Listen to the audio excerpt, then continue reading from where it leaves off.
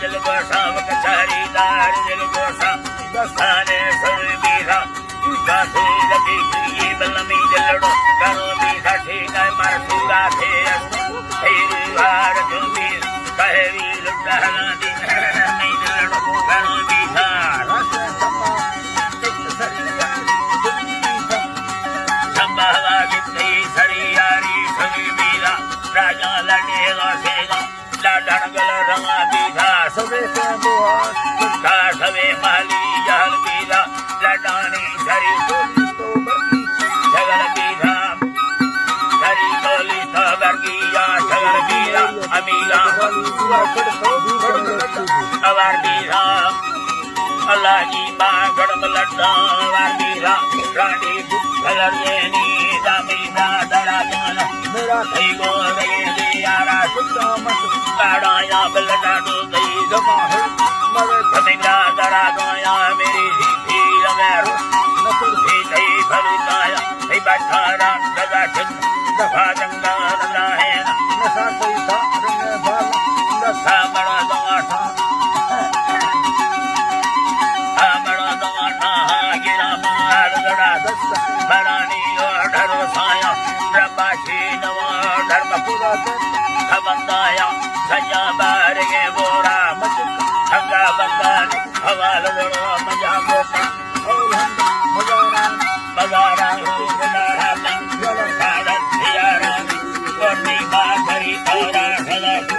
यदि खंडी यामी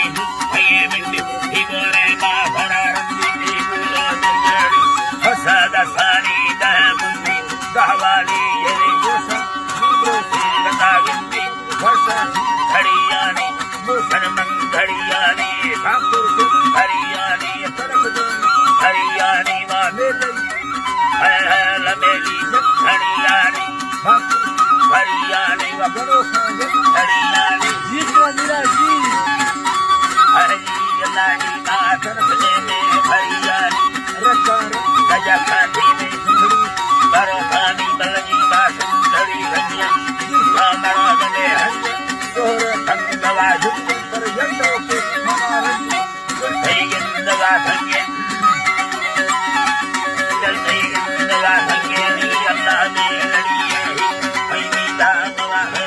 हरी दोस्त बाबा है हरी बार दीदा सनी लड़गी राजू सौका गई दवाएगा जिसके फटे मोहड़िया हरिया हरिया जी की फेरा हरिया जी का सौका मोह दवाएगा हरिया जी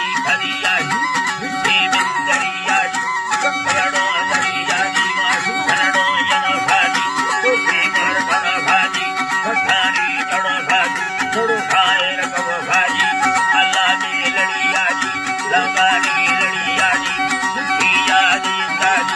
अंगड़ जी जिंदा जी अल्लाह जी लड़के ये जब सजवाइया तो साड़ो करा दे गिरीला उड़ाइया दस पदा हर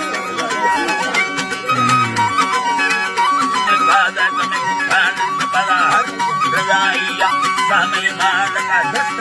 बाकी बेसदाइया में हर का सत्य सागे भी घना बोला हाला दमल संसाथी सगता वासा बनाएगा मनहरा बसाएगा मरकाची सगंगार नगारा खंडड़ियारा लहड़ी भी हलवाला भरी धपलदारा हसारी लड़ी बसों सरते की लड़ियारा सस्ता